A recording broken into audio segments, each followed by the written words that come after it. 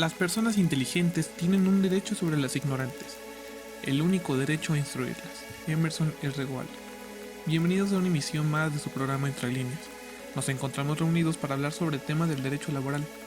El propósito de este podcast es que los estudiantes conozcan las características generales y específicas del derecho laboral como una rama del derecho, diferenciando las obligaciones, derechos y condiciones de trabajo.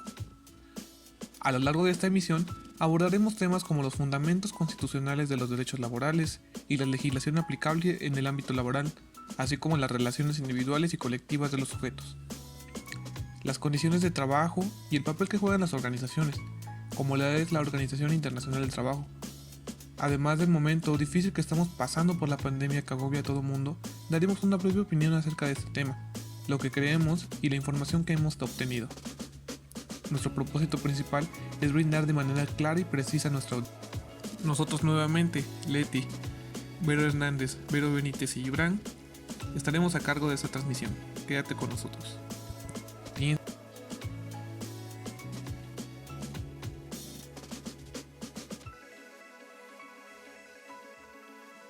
Si bien es cierto que el propósito de este podcast es meramente educativo e informativo, es necesario que nuestra audiencia conozca desde los conceptos básicos como el de la empresa y sus elementos. El concepto de la empresa refiere a una organización o institución que se dedica a la producción o prestación de bienes o servicios que son demandados por los consumidores, obteniendo de esa actividad un rédito económico, es decir, una utilidad o una ganancia. Para el correcto desempeño de la producción, estas se basan en planificaciones previamente definidas, estrategias determinadas por el equipo de trabajo. Quizás desde una perspectiva más técnica se le puede definir como una unidad socioeconómica. Según esta forma, la misma utilizará todos los recursos que estén a su alcance para transformar materia prima en un bien o en un servicio que pueda introducir en el mercado, de oferta y demanda para obtener una utilidad. Es importante aclarar que se utiliza el término socioeconómico, dado que se identifica como parte social de esta unidad el conjunto de individuos que forman parte de ella y como económica el componente de capitales que se busca conseguir. Para llevar a cabo esas actividades de producción y distribución, la empresa se tiene que disponer de factores productivos, humanos y financieros. Hay que adquirir los materiales para introducirlos en el proceso productivo, con la determinación de la tecnología. Así obtienen los productos finales que después habrá que promocionar, distribuir y vender a un precio determinado. En definitiva, se necesita el patrimonio, que es el conjunto de bienes, derechos y obligaciones de la empresa. Podemos distinguir entre activo y pasivo. B. El factor humano. Es el elemento activo de la producción. Está formado por las personas que aportan su trabajo a la empresa. Podemos hablar de tres grupos. Trabajadores. Personas que ofrecen sus conocimientos a la empresa a cambio de un salario, pactado a través de un contrato. El empresario. Directivos o administradores, que son las personas o el conjunto de personas que asumen la responsabilidad y la dirección de procesos productivos y por consiguiente la gestión de la empresa, es decir, el responsable de su buen funcionamiento. Y finalmente, los propietarios o capitalistas, que son los que aportan recursos, capital a una empresa. En el caso de que coincidan con la figura del empresario, normalmente en las grandes empresas pueden ser propietarios con ánimo de control de la empresa o simples inversores. Como tercer elemento tenemos la organización. Los distintos elementos de la empresa deben ser coordinados, establecidos los diferentes niveles jerárquicos y áreas de actividad. Para que la empresa logre sus fines, la dirección será el estamento superior de la cadena jerárquica, que se encarga de tomar las decisiones estratégicas mediante la planificación, organización, gestión y control de actividad. Como cualquier ley, fundamento, decreto, afirmación, observación o argumentos se requieren de premisas y fundamentos. Como segundo tema, tenemos el fundamento jurídico del derecho laboral. El derecho laboral o el derecho de trabajo en México tiene su origen en acontecimientos históricos, políticos y económicos. El artículo 123 de la Constitución Política de los Estados Unidos Mexicanos consagra los derechos y garantías laborales. La legislación laboral en México se encuentra federalizada. Nuestro régimen laboral se encuentra unificado por disposición del artículo 123 constitucional, en virtud de que es el Congreso de la Unión quien tiene la facultad de expedir leyes sobre el trabajo. En el año 2011 se llevó a cabo la reforma constitucional del artículo 1, contemplando y garantizando los derechos humanos previstos en los tratados internacionales de México es parte. Esta reforma constitucional se hizo extensiva a diversos numerales constitucionales, entre ellos los artículos 5 y 123, y en virtud de ello, toda persona tiene derecho a un trabajo digno y socialmente útil, o a la profesión, industria o comercio que se le convenga, siempre que sea lícito. Además, la Ley Federal del Trabajo otorga el tratamiento equilibrado al trabajador y patrón en las relaciones laborales. No obstante ello, el derecho al trabajo tiene ciertas limitaciones que para ser válidas deberán ser contempladas y ser administradas por la Constitución. Un ejemplo lo tenemos en el caso de quienes deseen acceder a un cargo o puesto público o bien permanecer en él, deben cumplir con ciertos requisitos, condiciones e idoneidad que exigen las leyes.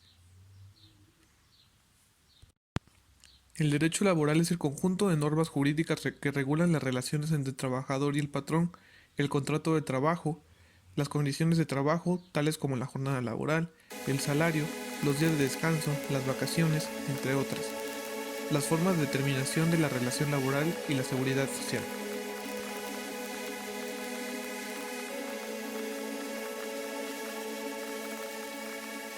Pero, ¿qué es la relación laboral? Para hablar de la relación laboral, empecemos por definir quiénes son los sujetos de la relación laboral y qué se entiende por el trabajo de conformidad con la Ley Federal del Trabajo. Los sujetos de la relación laboral son el trabajador y el patrón. El trabajador es la persona física que presta a otra persona física o moral un trabajo personal o subordinado. El patrón es la persona física o moral que utiliza los servicios de uno o varios trabajadores. El patrón y el trabajo, en virtud de la relación laboral, tienen obligaciones recíprocas. La ley contempla como obligación del patrón cumplir con las disposiciones legales, pagar al trabajador salarios e indemnizaciones, proporcionar materiales necesarios para la ejecución del trabajo, proporcionar a las mujeres embarazadas la protección que establezcan los reglamentos, entre otros. Por otro lado, la ley también establece las obligaciones a cargo del trabajador. Mencionaremos algunas de ellas, como por ejemplo cumplir las disposiciones de las normas legales que les sean aplicables, desempeñar el servicio bajo la dirección del patrón, ejecutar el trabajo con la intensidad, cuidado y esmero apropiados de la forma, entre otras. Las relaciones de trabajo pueden ser para obra, por temporada o por tiempo determinado o por tiempo indeterminado, y en caso de que podrá estar sujeto a prueba o capacitación inicial, si no se establece expresamente, la relación de trabajo será por tiempo indeterminado. Resulta conveniente hacer mención que en el año 2012 se adicionó en la Ley Federal del Trabajo el artículo 38b, que prevé la relación del trabajo para la capacitación inicial, que es aquella en la cual se obliga a prestar servicios subordinados bajo la dirección y mando del patrón, con el fin de que adquiera los conocimientos o habilidades necesarias para la actividad para la cual va a ser contratado. La duración máxima de este tipo de relación es de 3 meses, pero en su caso hasta 6 meses, cuando se trate de trabajadores para puestos de dirección o gerenciales. Además, las relaciones de trabajo pueden ser consideradas según la naturaleza de las actividades o funciones que desempeña el trabajador, y así hablamos de trabajadores de confianza, trabajadores de base o planta. Seguramente, como ustedes son mayores de edad, se estarán preguntando cuál es la edad laboral, y esto nos llega al siguiente tema. La ley establece expresamente que queda prohibido el trabajo a menores de 15 años. Los mayores de 15 años pueden prestar libremente sus servicios. Sin embargo, la ley establece ciertas limitaciones. Por ejemplo, los mayores de 15 años y menores de 18 años no podrán desempeñar actividades peligrosas para su salud, seguridad o moralidad. Además, no podrán ser contratados cuando no hayan terminado su educación básica obligatoria, es decir, la primaria, salvo los casos que apruebe la autoridad laboral. Los mayores de 15 años y menores de 16 años necesitan autorización de los padres o tutores y a falta de ello, del sindicato al que pertenezcan, de la Junta de Conciliación y Arbitraje, del Inspector de Trabajo o de la autoridad política. Los menores trabajadores deben percibir el pago de salarios y pueden ejercitar acciones legales ante las autoridades competentes. El trabajo de los menores queda sujeto a la vigilancia y protección especial de las autoridades del trabajo, tanto federales como locales. La Secretaría de Trabajo y Previsión Social creará programas para erradicar el trabajo infantil. Al igual que los niños y que los menores de edad, ¿qué hay acerca del trabajo de las mujeres? Las mujeres disfrutan de los mismos derechos y tienen las mismas obligaciones que los hombres. La ley tratándose de las mujeres establece ciertas disposiciones específicas con el propósito de proteger la maternidad. Por ejemplo, no podrán desempeñar labores insalubres o peligrosas, trabajo nocturno o industrial, después de las 10 de la noche o en horas extraordinarias cuando se ponga en peligro la salud o la del producto. Además, las madres trabajadoras gozarán el periodo de descanso, lactancia y servicios de guardería, entre otros, bajo ciertas condiciones que establece la propia ley. El siguiente tema, que son los contratos laborales, en la ley se establece que la presunción de la existencia de un contrato y de la relación de trabajo entre la que se presenta un trabajo y el que lo recibe. Los contratos de trabajo pueden ser individuales o colectivos. El contrato individual de trabajo es aquel en virtud de la cual una persona se obliga a prestar a otra un trabajo, personal subordinado, mediante el pago de un salario. El contrato colectivo es el convenio celebrado entre uno o varios sindicatos o trabajadores y uno o varios patrones, o uno o varios sindicatos de patrones con el objetivo de establecer condiciones según las cuales se deben presentar el trabajo en una o más empresas o establecimientos. Los contratos de trabajo obligan a lo expresamente pactado en ellos y a las consecuencias que establezcan las normas de trabajo, a la buena fe y a la equidad. Dentro de estos mismos se considera el siguiente tema, que son las condiciones de trabajo. Las condiciones de trabajo deberán hacerse constar por escrito. Sin embargo, la falta de escrito no priva al trabajador de los derechos que deriven de la ley y de los servicios prestados. Son condiciones de trabajo, como tal el lugar o los lugares donde deba presentarse el trabajo, la duración de la jornada de trabajo, la forma y el monto del salario, el día y el lugar de pago del salario, las condiciones de capacitación o adiestramiento, los días de descanso o vacaciones y demás que convengan al trabajador y el patrón. Una vez que haya culminado o por alguna actividad externa fuera del contrato, existe algo conocido como el despido. El despido del trabajador puede ser justificado o injustificado. Será justificado cuando se configuren en la realidad las causas de la rescisión previstas en el artículo 47 de la Ley Federal del Trabajo. El patrón que despida a un trabajador deberá darle aviso escrito en el que señale claramente la conducta o conductas que motivan a la decisión y a la fecha o fechas en que se cometieron. El aviso deberá entregarse personalmente al trabajador en el momento del despido o bien comunicarlo a la Junta de Conciliación y Arbitraje competente para que la Junta notifique en forma personal al trabajador. El despido del trabajador será justificado cuando el patrón no haya dado aviso al trabajador personalmente o por conducto de la Junta de Determinación de la Relación de Trabajo. La separación no justifica, produce la nulidad del despido. En el caso del despido no justificado, el trabajador ante la Junta de Conciliación y Arbitraje competente podrá solicitar en su elección que se le reinstale el trabajo que desempeñaba o que se le indemnice con el importe de 3 meses de salario. Seguridad social. La seguridad social tiene como objetivo proveer y protección y mejorar el bienestar de los trabajadores y de sus familias. Es un derecho humano contemplado por la Constitución Política de los Estados Unidos Mexicanos y por la Declaración Universal de los Derechos Humanos. La legislación aplicable en la materia, tratándose de las relaciones laborales previstas en el artículo 123, apartado A constitucional, es la Ley del Seguro Social, Ley del IMSS, y su reglamento. Tratándose de las relaciones laborales previstas por el artículo 123, apartado B constitucional, resulta aplicable la Ley del Instituto de Seguridad y Servicios Sociales de los Trabajadores del Estado, Ley del ISSSTE, y su reglamento. La seguridad social abarca riesgos de accidentes de trabajo, enfermedades de trabajo y generales, maternidad, invalidez, retiro, medicina preventiva, servicios médicos y pensiones, guarderías y prestaciones sociales. Bien chicos, cambiando a otro tema bastante importante, ¿ustedes qué saben de la legislación laboral aplicable en el ámbito federal?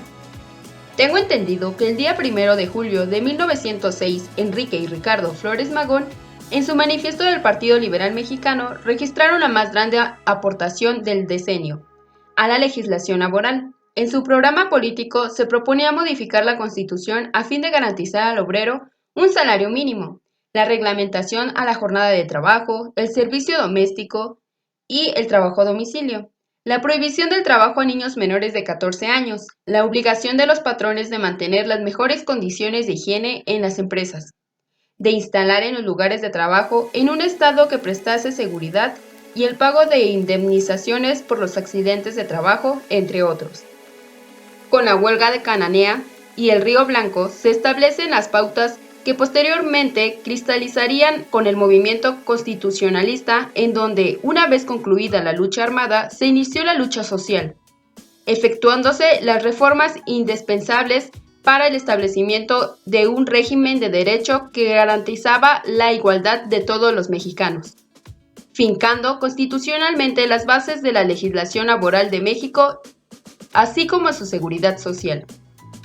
Asimismo, en 1931, bajo la administración del presidente Pascual Ortiz Rubio, se expidió la Ley Federal del Trabajo, a la que se hace extensivo de deber de asegurar y provenir de los asalariados y de sus familiares mediante el pago de indemnizaciones en caso de riesgo de trabajo.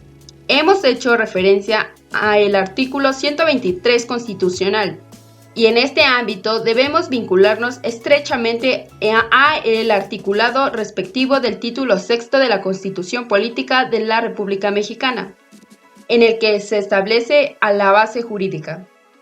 Pasando a otro tema, ¿ustedes qué saben de la Ley Federal del Trabajo?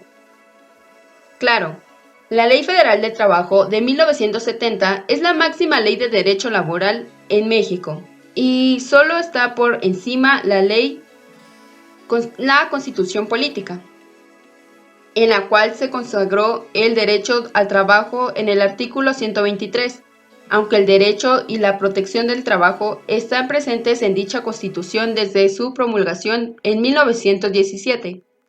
Fue hasta el 18 de agosto de 1931 que se entregó al Ejecutivo la Ley Federal del Trabajo y se publicó el Diario Oficial del 28 de agosto de 1931, entrando en vigencia a partir de su publicación. Esta ley fue abrogada al entrar en vigor la ley actual, a partir del 1 de mayo de 1970, una excepción de los artículos 75 y 87 que entraron en vigor el día 1 de julio de 1970, y el artículo 80 que entró en vigor el 1 de septiembre de 1970.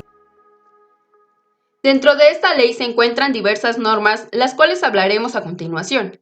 La Ley Federal del Trabajo, en su artículo 132, fracción 16, consigna la obligación del patrón de instalar y operar las fábricas, talleres, oficinas, locales y demás lugares en que deba ejecutarse las labores, de acuerdo con las disposiciones establecidas en el reglamento y las normas oficiales mexicanas en materia de seguridad, salud y medio ambiente de trabajo, a efecto de prevenir accidentes y enfermedades laborales, así como de adaptar las medidas preventivas y correctivas que determine la autoridad laboral. El referido ordenamiento también recoge las siguientes obligaciones a cargo de los trabajadores, en su artículo 134, fracción segunda y quinta.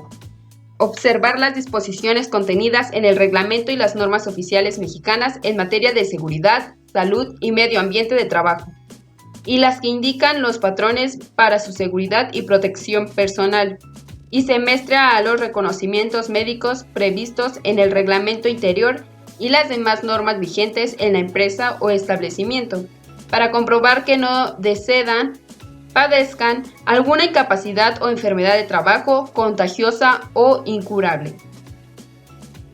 Y bueno, ¿qué hay de la ley del IMSS? Claro, de acuerdo con la ley del Seguro Social, la seguridad social tiene por finalidad garantizar el derecho a la salud, la asistencia médica, la protección de los médicos de subsistencia y los servicios sociales para el bienestar individual y colectivo, así como el otorgamiento de una pensión, que en caso de y previo cumplimiento de los requisitos legales será garantizada por el Estado primero. La misma ley define al Seguro Social como el instrumento básico de la seguridad social. y precisa que la organización y administración del Seguro Social están a cargo del organismo público descentralizado, con personalidad jurídica y patrimonios propios denominado Instituto Mexicano de Seguro Social, IMSS. Bien, el IMSS es la institución de seguridad social con el mayor número de derechohabientes en el país. En diciembre de 2013, el instituto contaba con una población derechohabiente de 71.4 millones de personas, incluyendo a 11 millones que no cuentan con seguridad social y que reciben servicios médicos por parte del instituto a través del programa IMSS Oportunidades. Por otro lado, las prestaciones del IMSS brinda a sus derechohabientes se encuentra bajo dos tipos de regímenes: el régimen obligatorio y el régimen voluntario. En el régimen obligatorio, una persona es afiliada por su patrón por tener una relación laboral que obligue a su aseguramiento, mientras que el régimen voluntario, la afiliación es producto de una decisión individual o colectiva. El régimen obligatorio, que integra por 5 tipos de seguros: riesgo de trabajo, SRT, enfermedades y maternidad, SEM, invalidez y vida, SIV, retiro, cesantía en edad avanzada y vejez, SRCB, y guarderías y prestaciones sociales, CGPS. Mientras en el régimen voluntario cuenta con el seguro de salud para la familia, SSFAM, el seguro facultativo y algunas otras modalidades de incorporación voluntaria. Este tema es bastante interesante. Ahora hablaremos de la ley de Infonavit. ¿Ustedes qué saben al respecto? El Instituto de Fondo Nacional de Vivienda para los Trabajadores, Infonavit, es un organismo de servicio social con personalidad jurídica y patrimonios propios constituido el 24 de abril de 1972. Esta tiene como objetivos de conformidad con el artículo 3 de la ley del Infonavit. El instituto tiene por objetivo administrar los recursos del Fondo Nacional de la Vivienda, el cual se constituye con las aportaciones recibidas de los patrones equivalentes al 5% sobre el salario de los trabajadores a su servicio. Establecer y operar un sistema de financiamiento que permita a los trabajadores obtener crédito barato y suficiente para la adquisición en propiedad de habitaciones cómodas e higiénicas, la construcción, reparación, ampliación o mejoramiento de sus habitaciones y el pago de pasivos contraídos por los conceptos anteriores. Coordinar y financiar programas de construcción de habitaciones destinadas a ser adquiridas en propiedades por los trabajadores. Muy bien, compañeros, me gusta que hablemos acerca de estos temas que nos ayudan a comprender la importancia que ocupamos en una empresa y los derechos que ésta conlleva.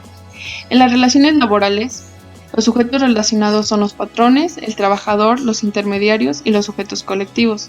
Entendemos como relaciones colectivas de trabajo son acciones y derechos que merecen todos los empleados por el hecho de ser empleados de una determinada empresa.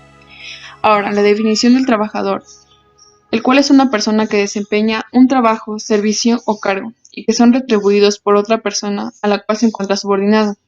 De acuerdo al artículo 8 de la Ley Federal del Trabajo, hace la siguiente definición: el trabajador es la persona física que presta a otra, física o moral, un trabajo personal subordinado.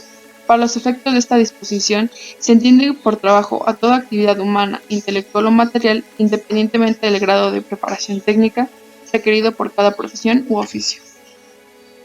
En esta definición podemos entender que toda persona física o natural puede ejercer el derecho de ser empleado, teniendo derechos y obligaciones dentro de la organización. Ahora bien, otro de los sujetos de relaciones laborales es el patrón. Es otro de los sujetos del derecho laboral y la contraparte del trabajador. De acuerdo a la definición del patrón, son personas que pueden tener a su servicio una o más personas físicas o trabajadores que ponen a su disposición su fuerza de trabajo a cambio de un sueldo. Y de acuerdo al artículo 10 de la Ley Federal del Trabajo, patrón es la persona física o moral que utiliza los servicios de uno o varios trabajadores. La mayoría de las personas sabemos diferenciar este tipo de sujetos, pues los hemos visto en cualquier parte donde hay una empresa o negocio. Es como que lo sabemos identificar muy fácilmente. Otra figura es el intermediario. El intermediario es la persona que contrata o interviene en la contratación de otras personas para que éstas presten un servicio. Otra definición, la cual es que los intermediarios pueden ser contratistas o empresas proveedoras de mano de obra, que tienen como función la actividad de contratar por su cuenta a trabajadores para que realicen actividades laborales y otras empresas, que por lo general son de carácter temporal. Esto se refiere a una relación que nace entre trabajador, empresario y el intermediario. Ahora bien, comenzamos con el sindicato. Buscamos definiciones con el fin de que sea más entendible para toda nuestra audiencia. Ahora sí, pongan mucha atención. Un sindicato es una asociación permanente de los trabajadores cuya finalidad es defendernos y negociar con los empresarios sobre los salarios y otras condiciones laborales, destinado a la obtención de máximos beneficios para sus miembros. En una situación de desempleo, los sindicatos moderan sus demandas salariales y trasladan sus reivindicaciones a otros campos. Los afiliados deben estar dispuestos a pagar una cuota y aceptar la disciplina necesaria. De acuerdo a la definición de sindicato, según el artículo 359 de la Ley Federal del Trabajo, los sindicatos tienen derecho de redactar sus estatutos y reglamentos, elegir libremente a sus representantes y organizar la administración y sus actividades, con el fin de formular su programa de acción. De igual manera podemos encontrar 5 clasificaciones, las cuales la primera es gremial, los cuales están formados por trabajadores de una misma profesión, oficio o especialidad. Número 2. De empresa, los formados por trabajadores que presten su servicio a una misma empresa. Los industriales y nacional de la industria son los dos formados por trabajadores que presten su servicio en 2 o más empresas de la misma rama industrial. Y por último, el número 5, de oficios varios, los formados por trabajadores de diversas profesiones. De igual manera, hay 2 tipos de sindicatos de patrones. Número 1, los formados por patrones de una o varias ramas de actividades. 2. Nacionales, los formados por patrones de una o varias ramas de actividades de distintas entidades federativas. Esto lo podemos encontrar en el artículo 361.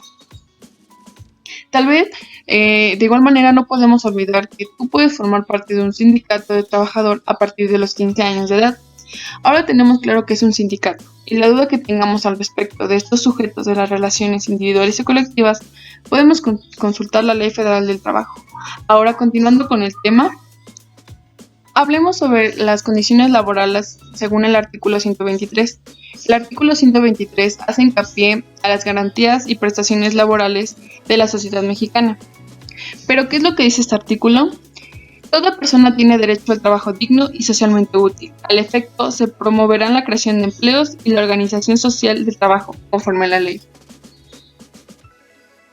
Los obreros, jornaleros, empleados domésticos, artesanos y de una manera general, todo contrato deberá tener las siguientes condiciones de trabajo.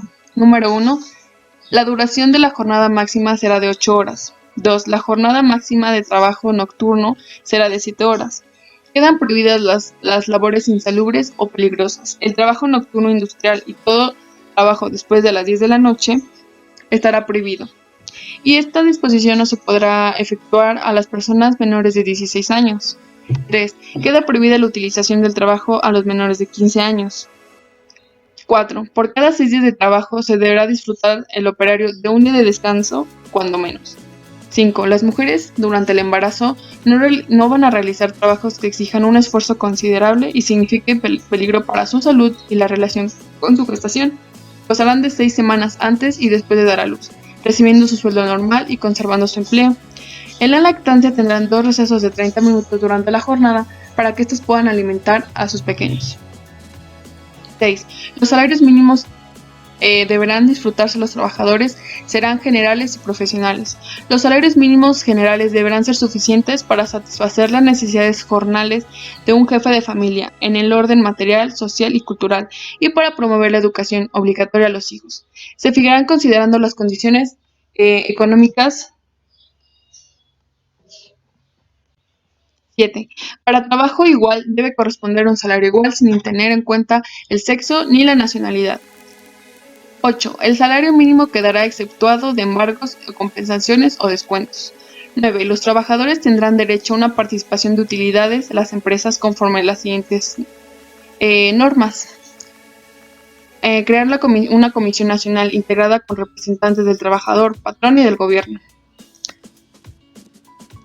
Esta se practicará las investigaciones y realizará los estudios necesarios para conocer las condiciones generales de la economía nacional, para fomentar el desarrollo industrial del país. La misma comisión podrá revisar el porcentaje cuando existan nuevos estudios de investigaciones que lo justifiquen. Para determinar el monto de utilidades de cada empresa, de acuerdo a la ley del impuesto sobre la renta, los trabajadores pueden acudir a la oficina correspondiente, ajustándose al procedimiento de la misma ley. 10. El salario deberá pagarse precisamente en moneda en curso y no se podrá pagar mediante mercancía, ni con vales ni fichas, nada que pueda sustituir a la moneda nacional. 11. Por circunstancias que se deban aumentar las horas de jornada, se abonará como un salario por el tiempo excedente. En ninguna de las empresas puede excederse de 3 horas diarias ni 3 veces consecutivas, y no lo pueden hacer los menores de 16 años.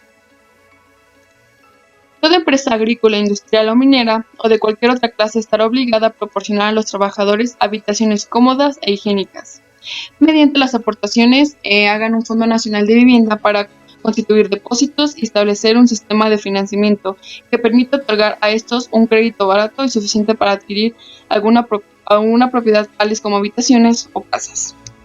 13. Las empresas cualesquiera sea su actividad estarán obligadas a proporcionar a sus trabajadores la capacitación o adiestramiento para el trabajo. 14. Los empresarios responderán por accidentes de trabajo y de las enfermedades profesionales de los trabajadores, sufridas con motivo de ejercicio de la profesión de trabajo que ejecuten. Deberán pagar la indemnización correspondiente en consecuencia de la incapacidad laboral o muerte, en el caso de que el patrón contrate por un intermediario. 15. El patrón estará obligado a observar, de acuerdo a la naturaleza de su negociación, los preceptos legales sobre higiene y seguridad en su establecimiento para prevenir accidentes en el uso de instrumentos de trabajo. 16. Tanto obreros como empresarios tendrán el derecho a defender sus respectivos intereses, formando sindicatos o asociaciones profesionales.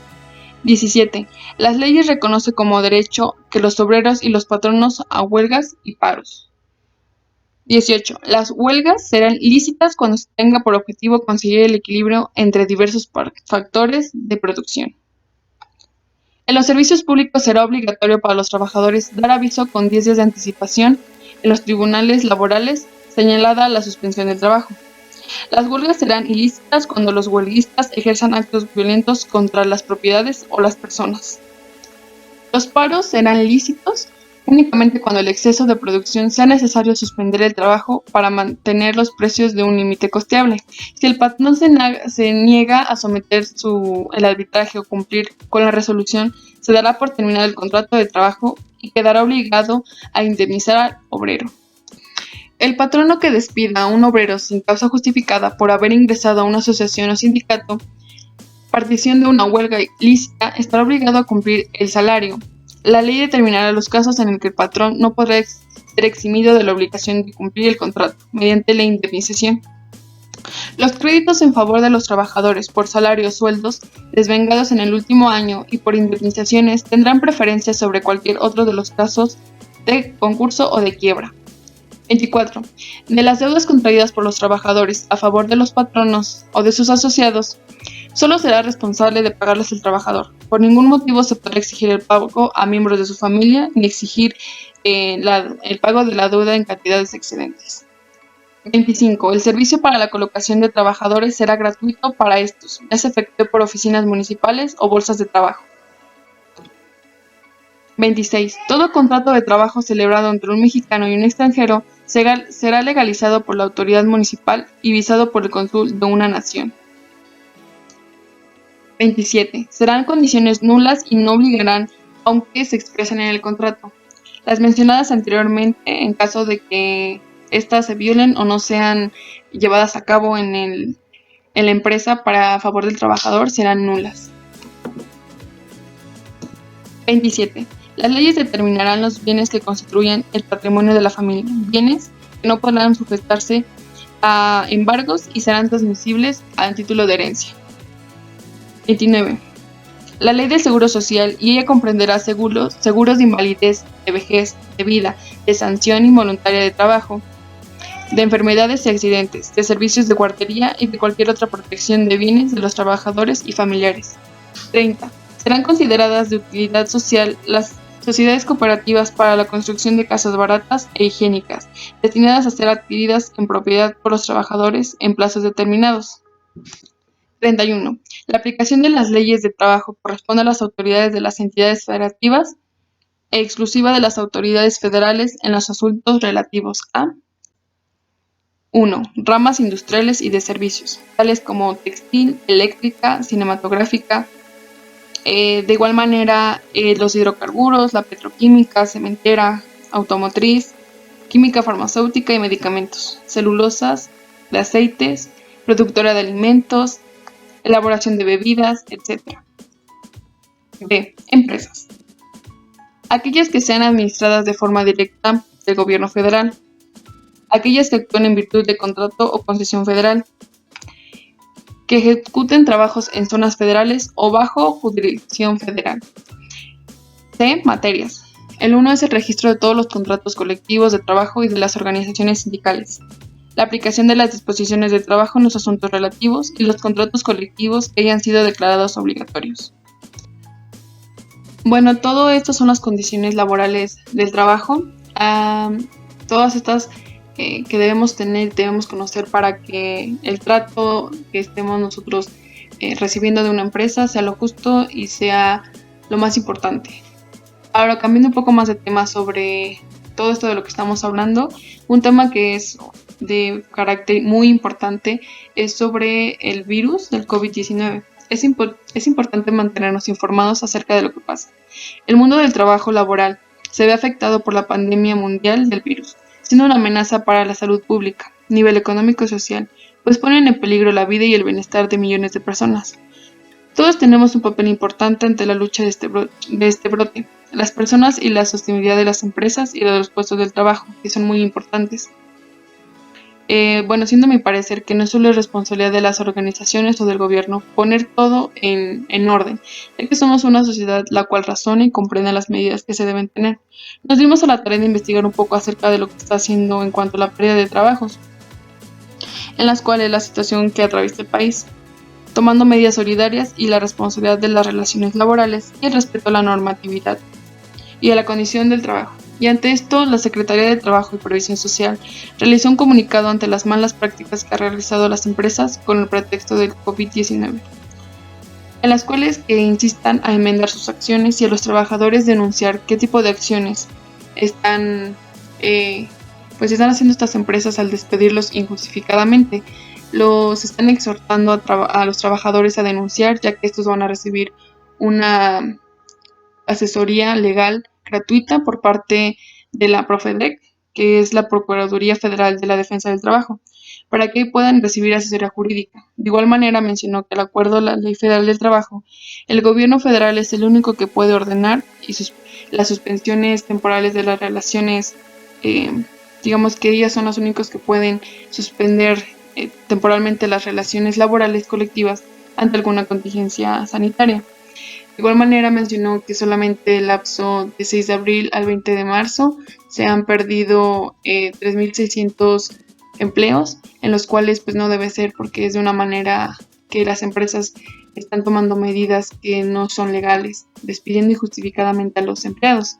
Es un tema que nos preocupa a todos, ya seamos padres de familia o seamos parte de esa familia como hijos o hijas, en las cuales pues nos damos cuenta que perder un trabajo en estos días, en estas fechas o en este tiempo es algo que pues nos importa y de igual manera pues preocupa, porque nosotros como estudiantes, como pues hijos, nos damos cuenta de las necesidades que tenemos en casa.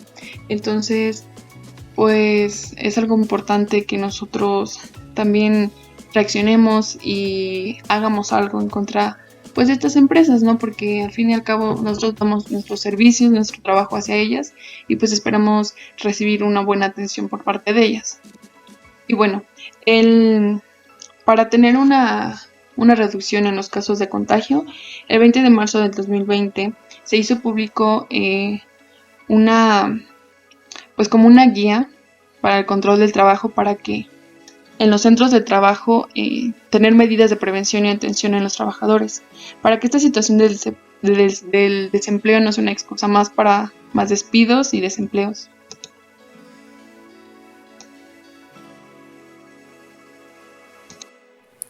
Interesante información la que nos acabas de compartir, Leti. Ahora explicaremos y dialogaremos los últimos 2 temas que abarca nuestra unidad: comisiones mixtas y la Organización Nacional del Trabajo.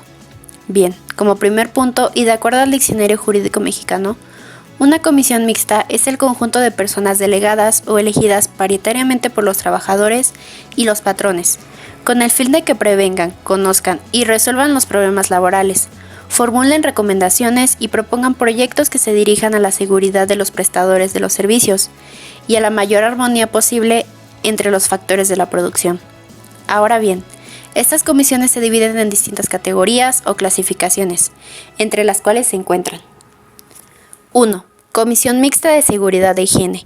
Según lo establecido en el artículo 123, apartado A, fracción 15, de la Constitución Política de los Estados Unidos Mexicanos, señala que el patrón estará obligado a observar, de acuerdo con la naturaleza de su negociación, los preceptos legales sobre higiene y seguridad en las instalaciones de su establecimiento y a adoptar las medidas adecuadas para prevenir accidentes en el uso de las máquinas, instrumentos y materiales de trabajo, así como a organizar de tal manera que resulte la mayor garantía para la salud y la vida de los trabajadores y del producto de la concepción, cuando se trate de mujeres embarazadas. Las leyes contendrán, al efecto, las sanciones procedentes en cada caso. Esta comisión mixta estará integrada por igual número de representantes del patrón y de los trabajadores, dependiendo esta de la cantidad del número de trabajadores con la que se cuente en la empresa. Dentro de las funciones de la comisión mixta antes mencionada, la principal es la de verificar, mediante documentación u observación, las condiciones de seguridad e higiene que se encuentran en la empresa o establecimiento, así como vigilar el cumplimiento de las normas y disposiciones aplicadas a la materia de seguridad e higiene. 2. Comisión Mixta de Productividad, Capacitación y Adiestramiento. La creación de esta comisión mixta se estipula en el artículo 132 de la Ley Federal del Trabajo, que establece que es obligación de los patrones proporcionar capacitación y adiestramiento a sus trabajadores. De igual manera, esta comisión mixta está integrada por el mismo número de representantes del patrón y de los trabajadores. En cuanto a sus atribuciones, la principal es vigilar los procedimientos, medidas y programas que la empresa implemente, con base en las necesidades de la empresa y de los trabajadores, y a efecto mejorar la capacitación y adiestramiento de sus empleados. Finalmente, y no menos importante, resulta el hecho de recordar que la constitución de esta comisión mixta únicamente es obligatoria para aquellos centros de trabajo que cuenten con más de 50 trabajadores. 3. Comisión mixta para la participación de los trabajadores en las utilidades de las empresas. Los preceptos legales que fundamentan la integración de esta comisión mixta son los artículos 123, apartado A, fracción 9, y 125, fracción 1, de la Constitución Política de los Estados Unidos Mexicanos, que establece que, según el artículo 125, para determinar la participación de cada trabajador se observarán las siguientes normas. 1. Una comisión integrada por igual número de representantes de los trabajadores y del patrón formulará un proyecto que determine la participación de cada trabajador y lo fijará en un lugar visible del establecimiento. A este fin, el patrón pondrá a disposición de la comisión la lista de asistencia y de raya de los trabajadores y los demás elementos que se disponga. 4. Comisión mixta para la elaboración del cuadro general de antigüedades. La integración de esta comisión mixta encuentra su fundamento legal en el artículo 158 de la Ley Federal del Trabajo, que estipula lo siguiente: los trabajadores de planta y los mencionados en el artículo 156 tienen derecho en cada empresa o establecimiento a que se determine su antigüedad. Una comisión integrada con representantes de los trabajadores y del patrón formulará el cuadro general de las antigüedades, distribuido por categorías de cada profesión u oficio. Los trabajadores inconformes podrán formular objeciones ante la comisión y recurrir a la resolución de esta ante la Junta de Conciliación y Arbitraje. De la transcripción podemos desprender que dicha comisión mixta se encargará de formular el cuadro de antigüedades, con los criterios respectivos de cada profesión u oficio. Asimismo, debe hacer público el cuadro general de antigüedades. Una vez que este esté terminado, al tiempo de resolverse las objeciones, se pueden presentar los trabajadores respecto del mismo. 5. Comisión mixta para la elaboración del Reglamento Interior del Trabajo. El fundamento para la creación de esta comisión lo encontramos en el artículo 424, fracción 1 de la Ley Federal del Trabajo, que establece que el Reglamento Interior del Trabajo, RIT, será formulado por una comisión mixta de representantes del patrón y de los trabajadores. Dicha comisión será la encargada de realizar el proyecto de RIT y aprobarlo.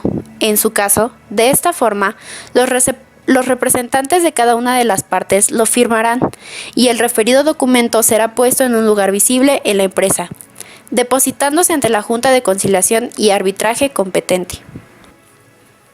Ahora bien, cambiando un poco de tema, quiero hablar acerca de la situación causada por el COVID-19. Como muchos de ustedes sabrán, actualmente nos encontramos en una situación crítica que no solo está afectando a México, sino a todo el mundo. Pero es cierto que no todas las personas estamos pasando por esta situación de la misma manera. Por nuestra parte, puedo decir que como estudiantes y la mayoría hijos de familia, tenemos la oportunidad de estar seguros en casa, preocupándonos solamente por tomar las medidas de seguridad sanitaria necesarias para evitar contagiarnos.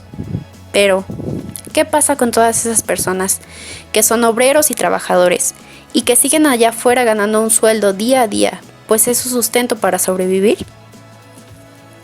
¿Estarán tomando todas las empresas las medidas de seguridad necesarias para salvaguardar la salud de sus trabajadores? Debo admitir que sí, existen muchas empresas que sí se están preocupando por tomar las medidas sanitarias necesarias. Inclusive están mandando a descansar a todas las personas diabéticas y de la tercera edad, pues ellos son considerados como las personas con mayor riesgo de contagio. Esto se cumple siempre y cuando estén asegurados por la empresa, pues el seguro cubre un 60% del sueldo de los trabajadores sin que estos laboren. Por otro lado, muchas empresas brindan el equipo de protección necesario para esta contingencia, como cubrebocas, guantes y gel antibacterial. Todo esto para que sus trabajadores puedan seguir laborando y las empresas puedan seguir trabajando. Pero esta situación solo aplica para las empresas que son consideradas esenciales. ¿Y entonces las demás? Muchas empresas tuvieron que cerrar y despedir a varios de sus trabajadores. Otras cerraron y siguen pagando un 50 o 60% del sueldo. Pero, entonces, ¿qué pasa con todas esas personas que no trabajan en alguna institución o empresa? Me refiero a todas aquellas personas que se dedican al comercio, vendedores ambulantes o son dueños de pequeños negocios. Bien, pues en mi opinión, todos ellos siguen allá afuera, buscando ganar un sueldo de cada día para subsistir o sacar adelante a su familia. Una situación bastante triste y que de corazón espero que todos ellos logren encontrar la manera de salir adelante. Pero bueno, ahora como último punto hablaremos acerca de la Organización Nacional de Trabajo, la OIT. Este es un organismo especializado de las Naciones Unidas que se ocupa de los asuntos relativos al trabajo y las relaciones laborales. Esta se encarga de analizar todo aquello vinculado al universo laboral, protegiendo los derechos de los trabajadores. Fue fundada el 11 de abril de 1919, en el marco de las negociaciones del Tratado de Versalles. Su constitución, sancionada en 1919, se complementa con la Declaración de Filadelfia de 1944. La OIT tiene un gobierno tripartitario, integrado por la representación de los gobiernos, de los sindicatos y los empleados. Su órgano supremo es la Conferencia Internacional, que se reúne anualmente en junio. Su órgano de administración es el Consejo de Administración, que se reúne cuatrimestralmente. El Consejo de Administración es el órgano ejecutivo de la OIT y se reúne 3 veces al año en Ginebra. Toma decisiones sobre políticas de la OIT y establece el programa y presupuesto que posteriormente son presentados. En este momento, la OIT cuenta con 185 países miembros, pese a que su finalidad es fomentar las posibilidades laborales para todos y mejorar las condiciones de trabajo, no cuenta con facultades para imponer castigos a los gobiernos de los diferentes países que la integran. En su extensa trayectoria, la OIT ha establecido casi 200 convenios y protocolos. Los convenios adquieren el rango de un tratado internacional cuando son ratificados, lo que los hace que su cumplimiento sea obligatorio para las naciones que integran el organismo. La OIT también emite recomendaciones que funcionan como sugerencias para mejorar las condiciones de trabajo. Gracias a su accionar y a su defensa de los derechos de los trabajadores, la OIT fue distinguida con el Premio Nobel de la Paz en 1669. En su extensa trayectoria, la OIT ha establecido casi 200 convenios y protocolos. Los convenios adquieren el rango de un tratado internacional cuando son ratificados. Dentro de los importantes convenios y pactos firmados por el país miembro, dentro del marco de la OIT, se encuentra el Pacto Mundial para el Empleo, que consiste en una serie de medidas políticas que deben ser implementadas en los países para asegurar el bienestar de sus trabajadores. Dichas medidas incluyen 4 puntos fundamentales que detallaremos a continuación. 1. La importancia de los gobiernos generen empleos.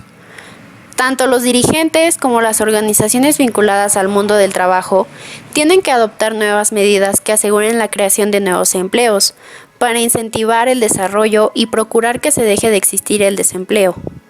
2. Que se amplíe la protección social. La importancia de que exista un tratado amistoso entre los diversos estados y que aquellos que tienen economías sólidas y estructuradas sociales, capaces de enfrentarse de forma eficiente a la crisis, puedan extender su mano y a aquellos sectores más vulnerables a asegurarse entre todos en un sistema donde la brecha entre los que tienen en abundancia y los que tienen se reduzca más y más. 3. Los estados deben de respetar las normas laborales firmadas en los convenios.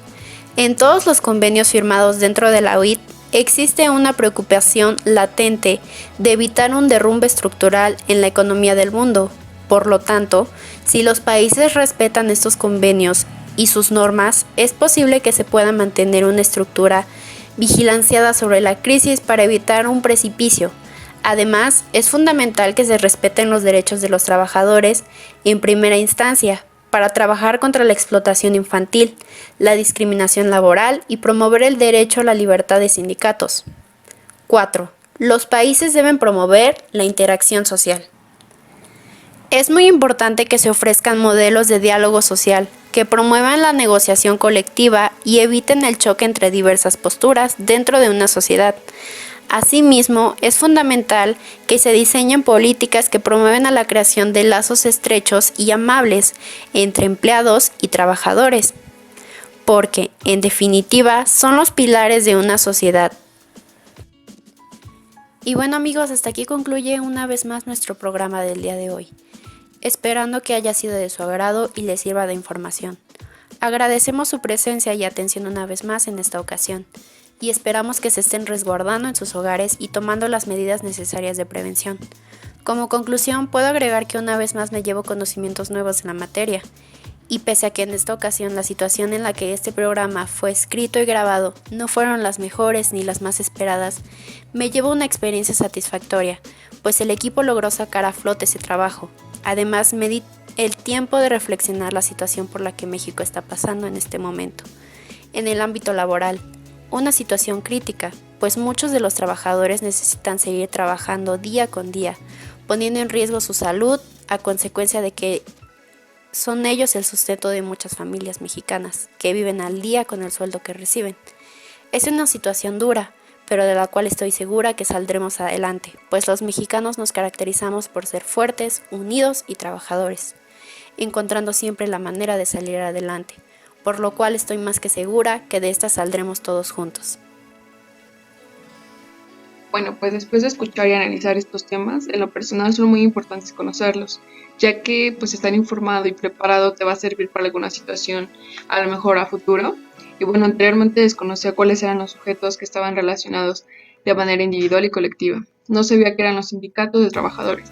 Los había escuchado, pero sinceramente desconocía qué labor realizaban y para quiénes iba dirigido. Además, no buscaba informarme acerca de esto. Ahora sé que es una organización de trabajadores que buscan cuidar sus intereses y condiciones laborales. Y bueno, también no todos son iguales, sino hay variantes en cuanto al sector laboral pertenezcas. De igual manera entender las partes que conforman la relación laboral, como el patrón y sus trabajadores, sus obligaciones y derechos.